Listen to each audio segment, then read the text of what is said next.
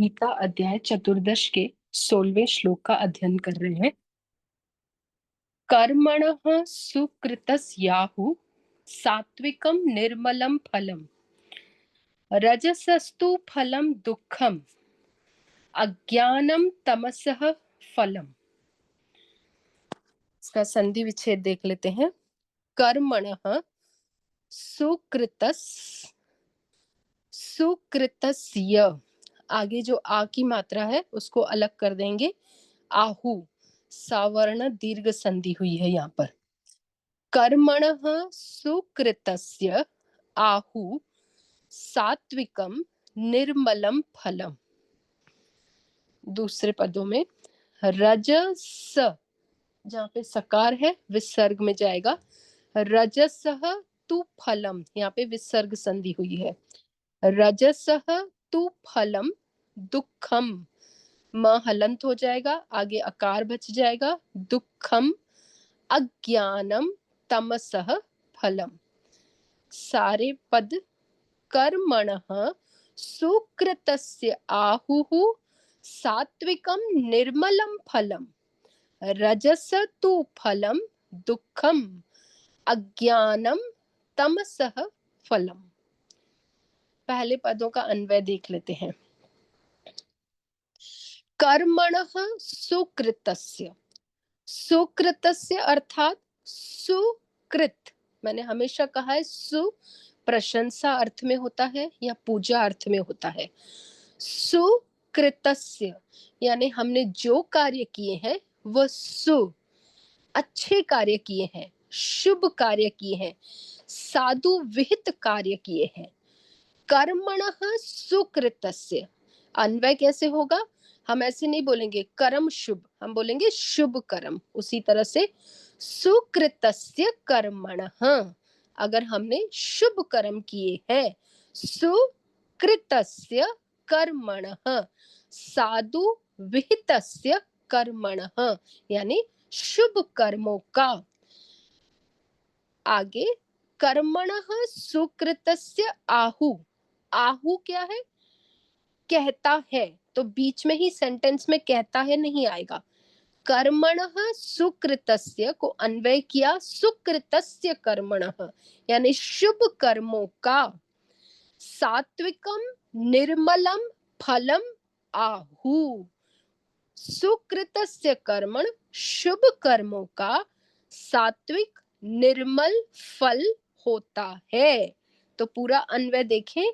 सुकृतस्य कर्मणः सात्विकम निर्मलम फलम आहु, यानी अगर हम साधु विहित कर्म कर रहे हैं, शुभ कर्म कर रहे हैं, पवित्र कर्म कर रहे हैं, तो उसका फल भी कैसा होगा? सात्विक।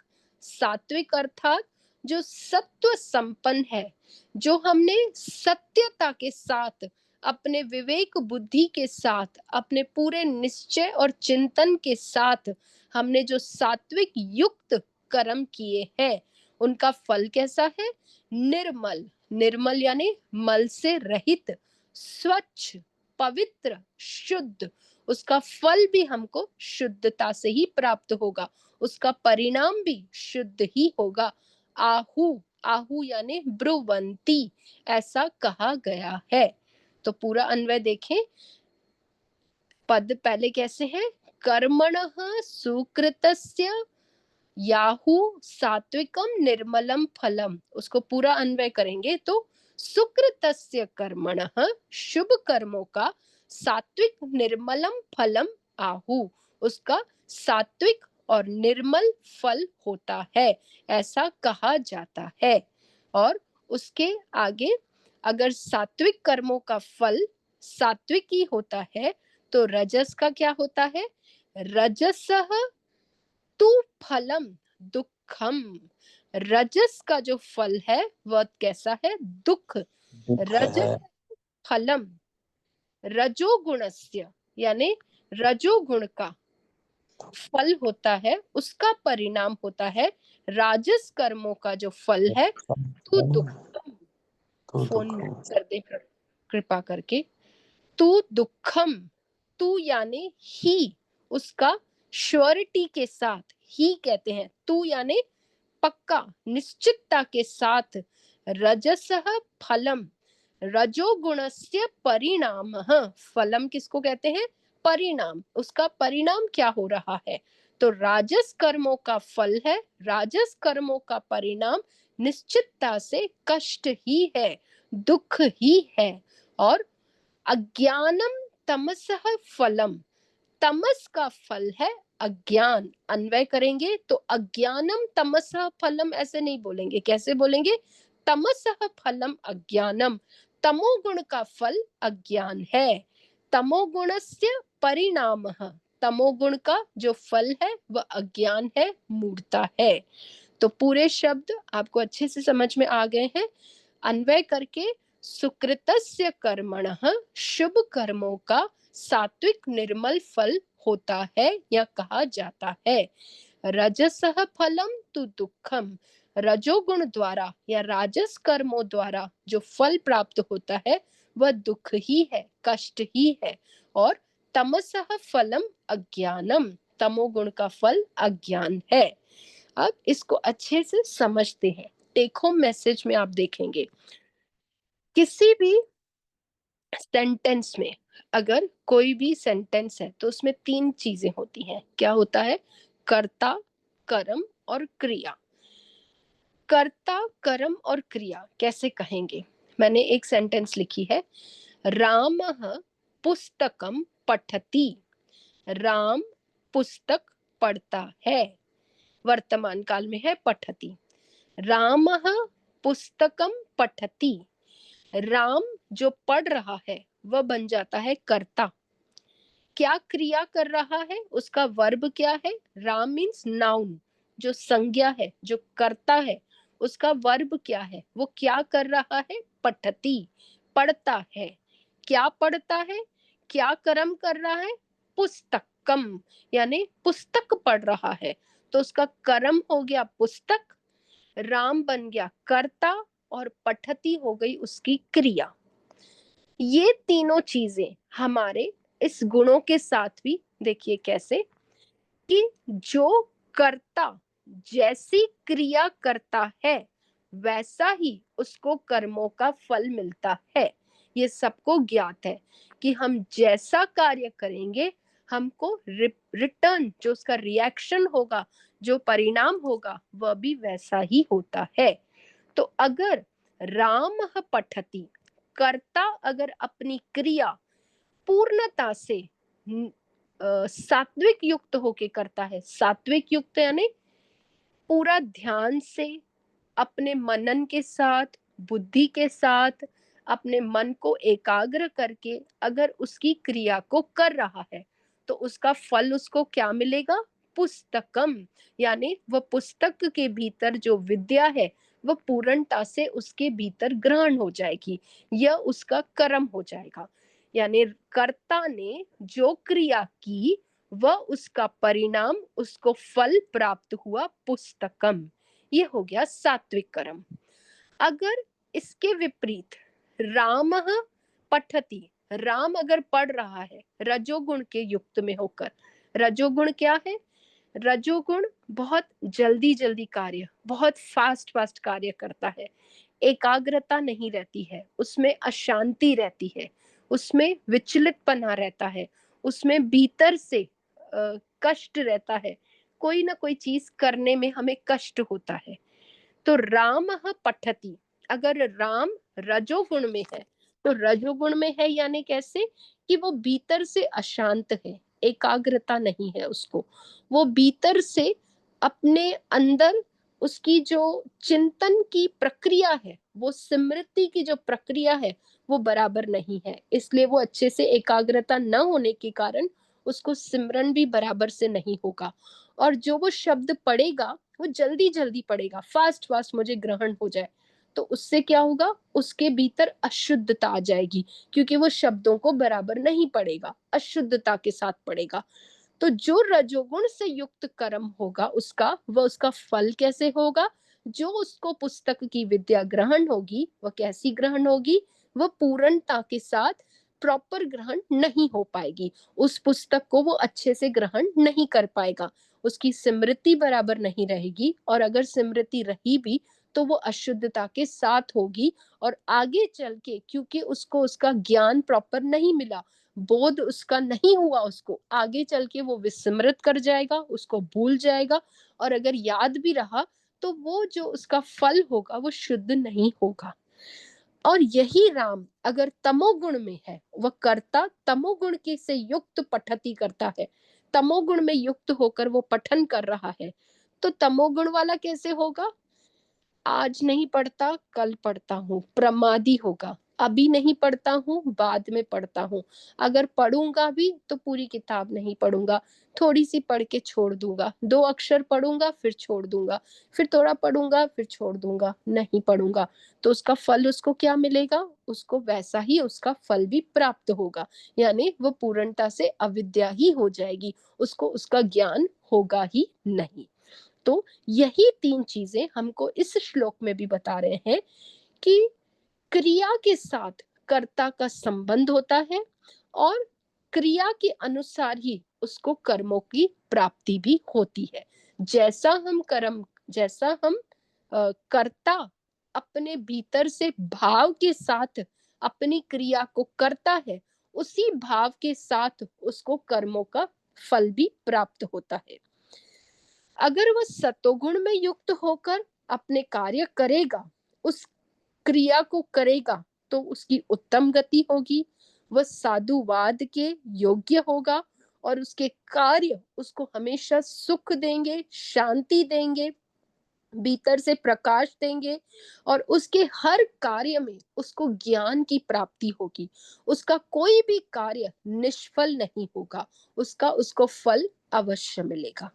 और यही रजोगुण का अगर वह कार्य करेगा, रजोगुण से युक्त होकर कार्य करेगा, तो वह हमेशा कामना से युक्त होगा, वह हमेशा राग के साथ युक्त होगा, और इसलिए ये कामना और राग उसके पाप का हेतु बनता है, वह उसको पाप में ही लगाएगा, और वो पाप उसको फिर दुख देगा, क्योंकि वो फास्ट फास्ट, ये तो मैंने क्रिया बताई पढ़ने की, लेकिन इसमें अनेकों अनेक क्रियाएं होती हैं कि वो कोई भी कार्य करेगा तो रजोगुण के साथ युक्त होगेगा, पैसे कमाने हैं, फास्ट देखेगा कि मेरे को कहाँ से पैसे मिले, उसका हमेशा शॉर्टकट रूट ढूंढेगा, उसको प्रॉपरली श्रम के साथ कार्य नहीं करेगा, अश्रम करप्शन के साथ भी कार्य कर लिया तो कोई बात नहीं, यानी वह दूसरा मार्ग ढूंढता है, प्रिय मार्ग ढूंढता है, शॉर्ट मार्ग ढूंढता है, जिसमें अगर हिंसा भी हो गई, कोई किसका अहित भी हो गया तो कोई प्रॉब्लम नहीं है, इस तरह से उसके विचार होते हैं।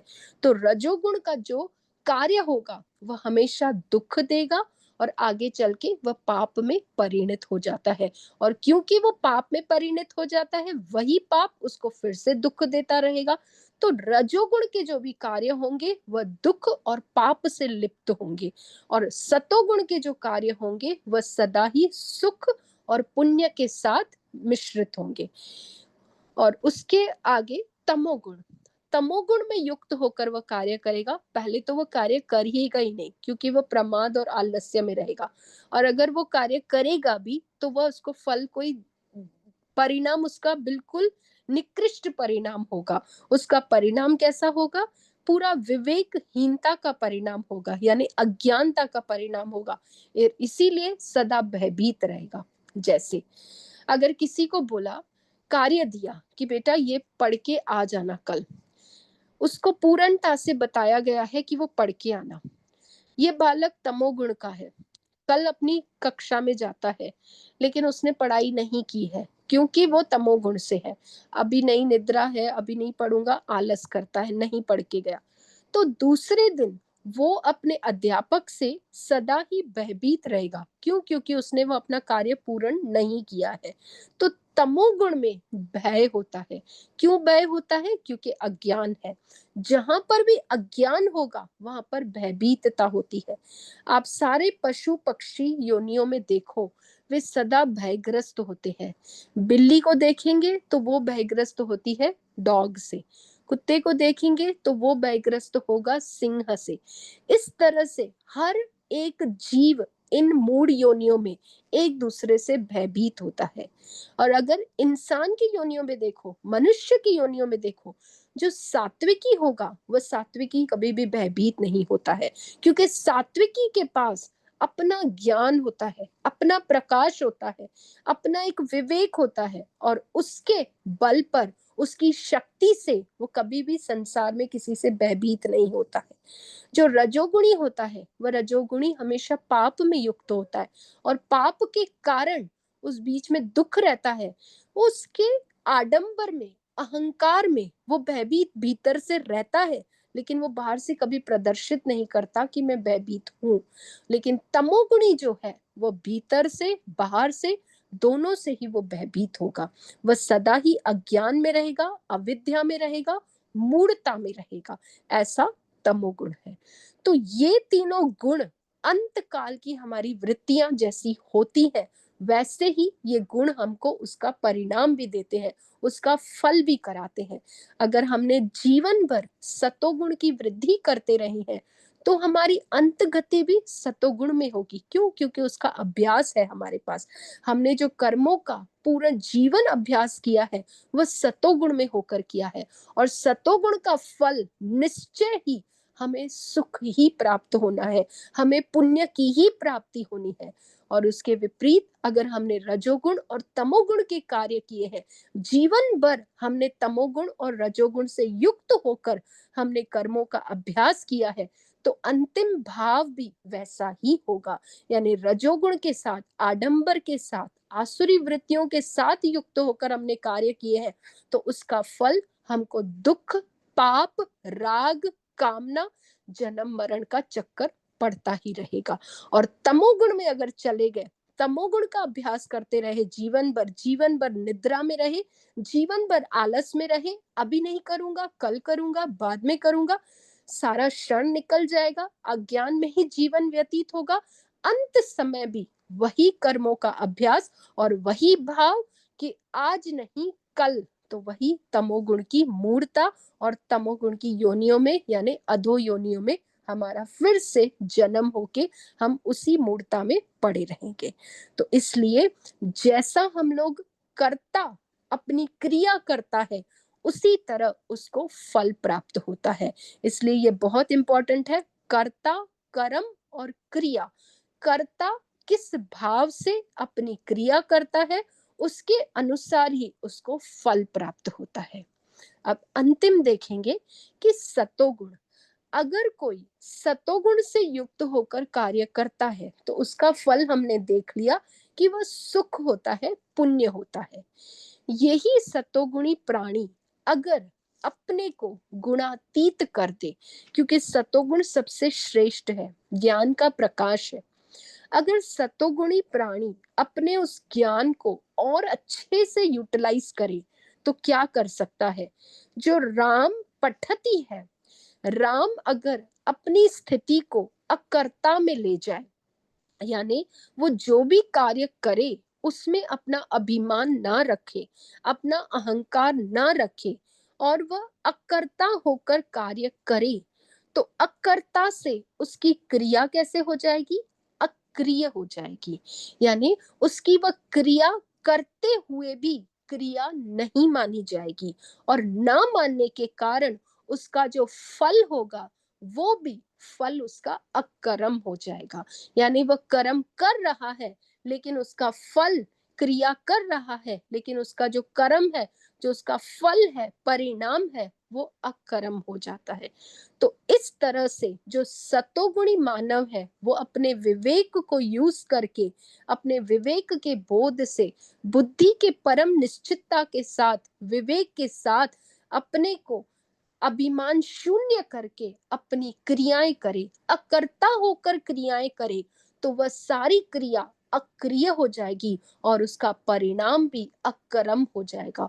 और जब यह तीनों चीजें प्राप्त हो गई, अकर्ता, अक्रियता, अकर्म, हम कभी भी कर्मों के साथ बंधन में नहीं पड़ेंगे, और ना पड़ने के कारण हमारी अंत गति भी अकर्म की ही होगी। यानी हम अभिमान शून्य होंगे और अभिमान शून्य होते ही हम इन तीनों गुणों से मुक्त होकर उस परम गति को प्राप्त कर जाएंगे। तो इस श्लोक से हमको परमात्मा यही सीख देते हैं कि पहले समझें कि इन तीनों गुणों का फल क्या है, फिर इन तीनों गुणों से अपने आप को निवृत्त करें। सबसे पहले तमोगुण से उठे रजोगुण में जाएं, रजोगुण से उठे सतोगुण में जाएं, और फिर सतोगुण से भी उठकर गुणातीत होने का अभ्यास करें और अकर्ता होकर सारे कार्य करें। उसमें कभी भी अपना कर्तापन भोक्तापन का अभिमान न रखें।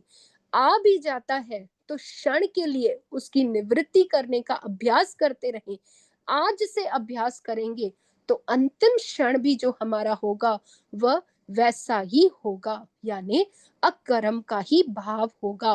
और जब अकर्म का भाव आ जाएगा तो हमारा जीवन मरण का ये जो चक्कर है वह सदा के लिए छूट जाएगा और हम उस परम धाम को प्राप्त कर जाएंगे।